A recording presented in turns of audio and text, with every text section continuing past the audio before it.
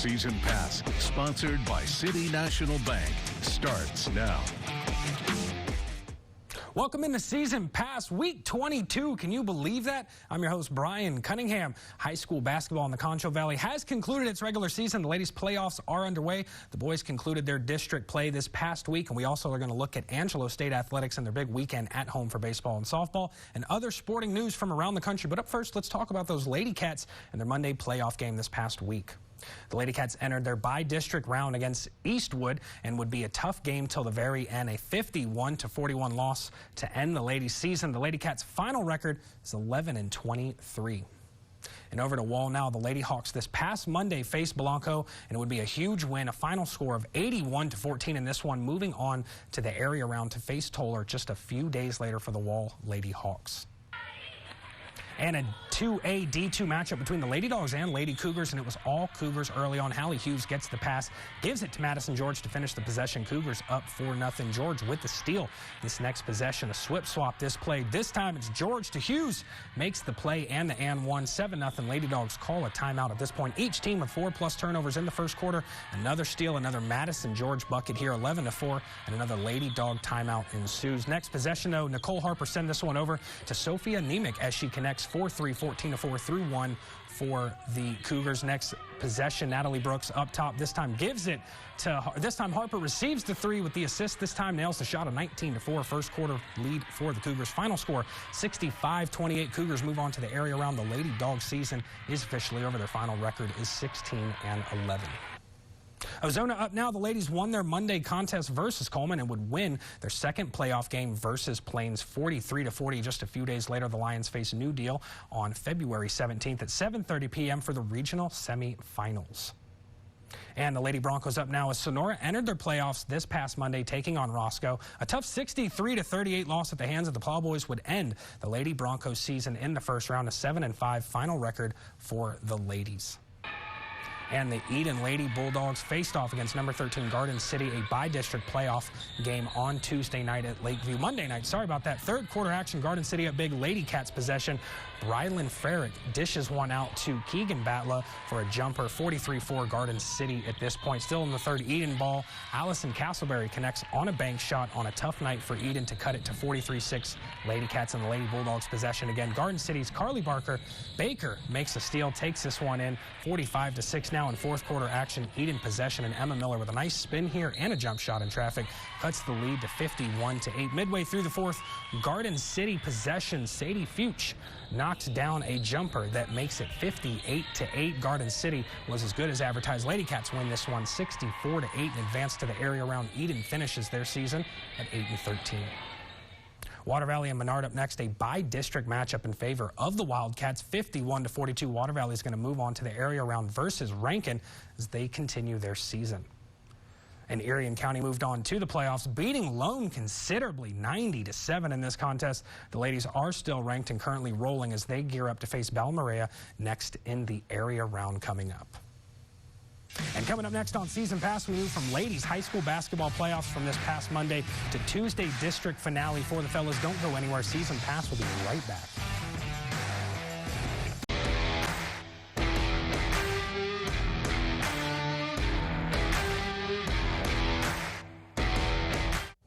Switching things over from Monday ladies hoops to Tuesday district finale hoops for the boys as the season winds down.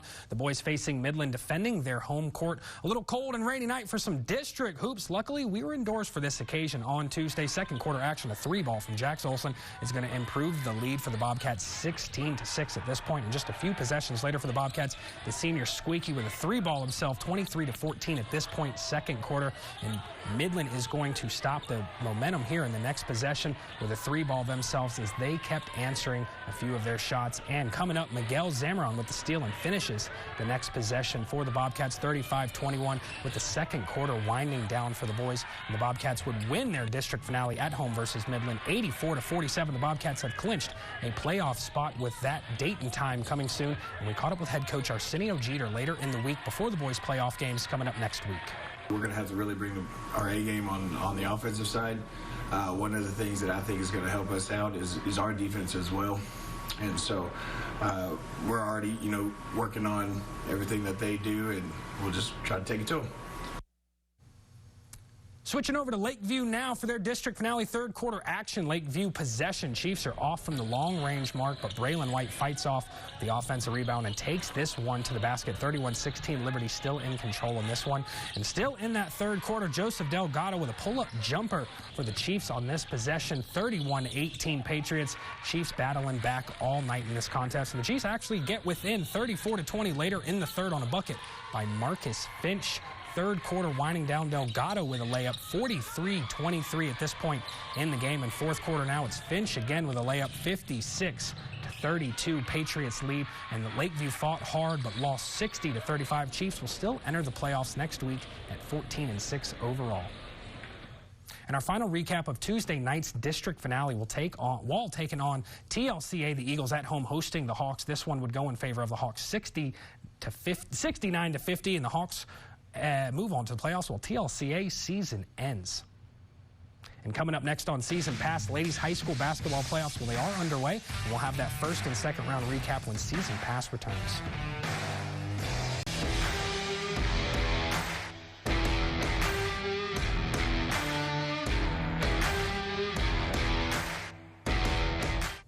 Switching back to the ladies now, Thursday and Friday night playoff hoops for the ladies is officially underway. Our first stop is in Wall as the Lady Hawks faced off against Toller in the second round.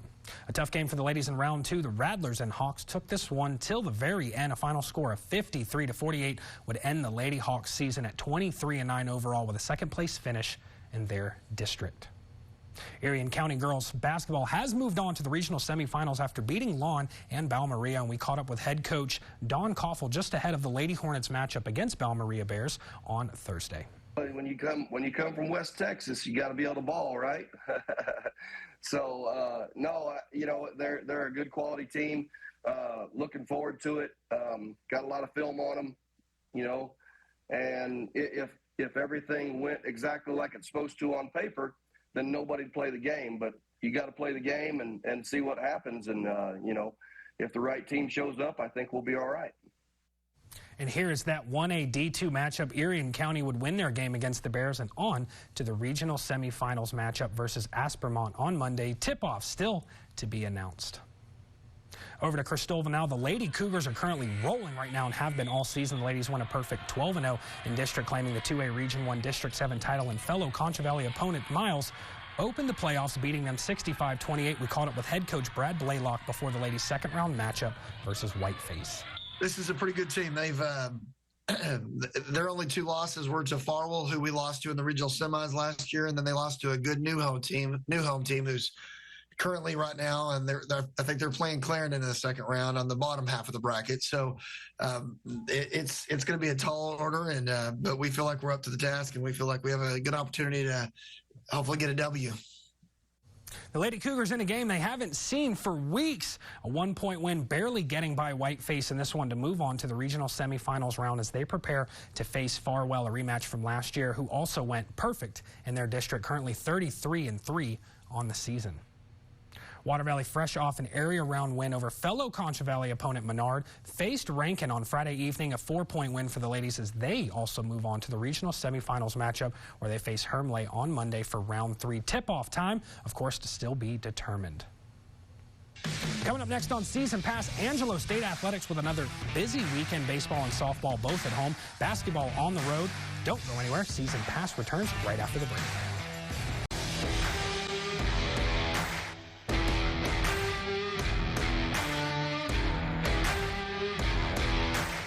Welcome back into Season Pass. Well, as promised, it's time for some ANgelo State coverage, starting with softball. The Rambells entered the weekend 9-1 after winning 4 of the 5 games at the McCorkle Challenge 1 week prior.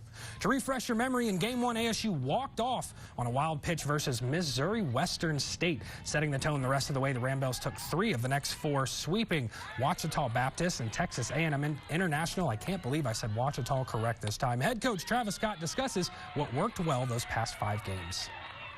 I thought we continued to lean on our strengths, and that's in the circle, and we played good defense behind our pitchers, and we had to, because I'll tell you, what a great tournament. You know, every team that was here pitched well and played defense, so it was a low-scoring tournament all weekend, a lot of really tight games. I think the biggest deficit was when we beat Ouachita 6-2. I think that was the largest spread in the entire weekend. So a lot of great softball. I was really impressed with all the teams and how they played, and for us to be 4-1, could have lost that game to Missouri Western, and we found a way to win it there in the 7th inning. And speaking of finding ways to win, ASU continued that this week, beginning Friday versus number 20 Oklahoma Christian. Game 1 of this doubleheader was all Ram Bells. Avery Gunther hits a sac fly to open the scoring in the bottom of the first. Tatiana Trotter steals home, and Ashton McMillan drives in 2 RBIs as well. ASU wins 4-0 in Game 2. All damage was done in the 3rd inning. The Ram Bells celebrate at home plate as Leona Applin drills an opposite field 3-run homer to put ASU ahead 3-0. Good enough to hold on for the 3-2 win, sweeping OCU on Sunday. Game 1 of another doubleheader, this time versus Cameron. ASU pitches a combined no-hitter headlined by Cheyenne Floyd's 4 shutout innings, and in the 3rd inning, Blake Holtorf drills a 3-run home run. ASU wins 8-0 in 5 innings. Game 2, Cameron head coach Brian Howard gets ejected in the 2nd inning after arguing with umpire, but more of the same from ASU. Leona Applin is going to go deep soon. The Ram Bells would win 5-3 to sweep the weekend series. And over to the other diamond now, Rams baseball entered the week fresh off of a road series at UT Tyler, going head-to-head with the number 16 Patriots. In that series, ASU dropped the first 2 games, but responded with back-to-back commanding wins to escape Tyler with a series split, which ultimately gave the Rams a confidence boost heading into its ensuing home series. But before that, we caught up with Rams infielder Justin Harris, who briefly discussed takeaways from the road trip. Going into the weekend, we knew they're a tough team, going to learn a lot about us. Went in, competed, felt like we didn't play our best, but managed to salvage a split, managed to win the last 2. Definitely learned about us a lot this weekend. A lot to work on, a lot to get better at. And staying with the other diamond, the number 2 Rams host LSC newcomer Sul Ross State, and this entire series was a blowout. ASU dominates Game 1, especially the 3rd inning. ASU scores 8 runs. Justin Harris records 4 RBIs on the night, as well as a home run. Rams win 14-2. Next day, Game 1 of a doubleheader. ASU does more than enough damage in the 1st inning alone, scoring a whopping 14 runs. Jacob Guerrero drills a 2-run homer early and responds with a 2 RBI double his 2nd at-bat. The Rams get another mercy rule win, 25-4 final score. Game 2, not much different. The Rams continue to dominate the Lobos, this time cruising 18-0. The Rams score in all but 1 inning, including a 7-run 3rd. Tatum Treadaway leads the way with 4 RBIs. Brett Smallstra goes deep as well with a 2-run homer Sunday. Final game of the series, though, ASU catches fire early again, scoring 3 runs in the bottom of the 1st. The Lobos do respond with 3 runs in the 4th themselves, but the Rams answer with a 4-run 5th en route to another win. 9-5, ASU gets the sweep for the Rams. And over to the hardwood, ANgelo State Hoops 2025 regular season is nearing its end, and both squads just completed a 2-week road trip. The Ram Bells entered Thursday's matchup at Lubbock Christian with a mission. First, ASU hoped to snap a 2-game losing streak. Secondly, ASU sought revenge after its blowout loss January 18th, and the Lady Chaps won their first meeting 80-63. In that game, LCU's Grace Foster dropped 39 points on the Ram Bells. ASU head coach Alicia Ellis discussed the keys to the game Thursday versus number 14 team in the country and what had to be done differently this time. The main problem is transition. You know, you can't have the same person guarding the same people in transition just because of the situation that happened on the other side of the floor. And so what they've got to learn is you got to find her. She's a trailer, so sometimes we run to the paint without actually finding a body, and they have to find her in transition. If she sees one go, it's going to be, I mean, she's a great player. It's going to be a long night. Over to Thursday, ASU falls short 75-60 despite double-doubles from Maddie Stevens and Kanaya Williams. It seems like we're saying that every single week with them getting double-doubles. LCU proves to be too much, staying undefeated in the LSC West Division at 12-0. On to Saturday, Kanaya Williams makes history, setting a Lone Star Conference record, 15 blocks in the game. Maddie Stevens adds a team-high 24 points as well. Despite their best efforts, the Ram Bells fall short again, 80-76, marking their 4th straight loss. And entering the week, the Rams came off a 62-59 win over West Texas A&M, its first road win since January 5th. Entering Thursday game, ASU looked for the season sweep of Lubbock Christian, winning this season's earlier meeting 65-55 on January 18th. But since then, LCU had gone 6-0, sitting atop the LSC West Division, a game and a half ahead of the Rams. ASU head coach Vinay Patel discussed his team's mentality heading into Thursday night. Lubbock's 8-2 at home. Not a lot of people go into Rip Griffin and get wins there. And I know since I've been at ANgelo State, we haven't won there. And so, for us, I know it's cliche. I know I say it every week. Hey, we got to be really good today. We got to figure out what can we do today to get better from this weekend. How can we fix some stuff that we messed up over the weekend to improve ourselves? And all I can ask is, hey, when we get to Thursday and Saturday, we're playing our best basketball. Well, ASU is now seeking its second straight win, but they can't get it done Thursday, losing 66-62, a tough game. The Rams' biggest struggle on the night, three-point shooting. The Rams shot 0 for 12 from beyond the arc. And Saturday, well, another tough shooting day for the Rams. Their woes continue, going 2 for 21 from three-point land in the game. That's just under 10% from beyond the arc. ASU hopes to finish strong in the final 2 weeks of the regular season when they begin a 3-game homestand on Thursday. ASU tennis stays hot with back-to-back wins this weekend, prevailing 4-3 over Central Oklahoma on Friday and Missouri Western on Saturday by an identical score. ASU dropped 2 of the 3 doubles matches, but pulls through in singles, winning 4 of 6 en route to the win. The Rambells improved to 5-0 this season. Coming up next on Season Pass, the WNBA All-Star Game is 5 months out with renovations coming to Indianapolis just ahead of the game.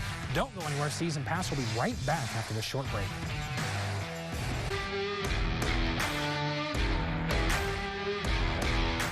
Well, it's inevitable that the WNBA is still growing and the All-Star Game is just a few months out. Renovations in Indianapolis have already started as the game approaches fast. Here's that story. It'd be hard to play a full court game of basketball here at Al Poland Park. The court is literally caving in some places. Luckily, the WNBA host committee is coming to town for All-Star Weekend. And I think this is a place that used some money from the bank. Cracks on the court with grass poking through is not what you want to see. But this court was said to be left behind as the more than 50-year-old Al Poland Park received crucial upgrades. The park itself has gotten a substantial amount of funding, but not enough to complete the whole vision. Until the WNBA All-Star 2025 host committee announced $1 million in grant money for 4 Indiana organizations. The Parks Alliance of Indianapolis is receiving $125,000 to restore this basketball court. The work will start this spring. This basketball court is going to get new surfacing, new painting, new goals, updated bleachers. There's going to be more outdoor fun at the Fletcher Place Community Center, too. More than 40 pre-K kids are getting a new playground outside. Just giving them that space and giving the teachers a better space to provide different activities for them while they're out there. Sally Rice and Teresa Mills say the grant money will also go toward a new greenhouse and much-needed new kitchen equipment. That would give us a better realm to put more vegetables into their diet and different ways. The Marion County Commission on Youth is also cashing in. They're using the funds to bring their building into this century. And we're going to open up all of this space so that we can bring more people in from the community that we serve and support. The grant money will help modernize their technology, make the building ADA compliant, and make the team more efficient. McCoy President Liz Coit says the WNBA is making a lasting impact. To know that they really deeply care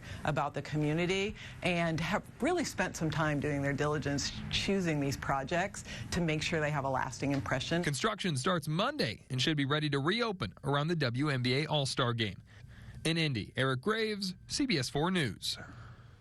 A week removed from their latest Super Bowl win, Cowboys fans look away. Eagles fans are still meeting fans to continue the celebrations. Here's that story. Screaming with excitement, hundreds of fans stood for hours in the snow to meet the Eagles' star cornerback.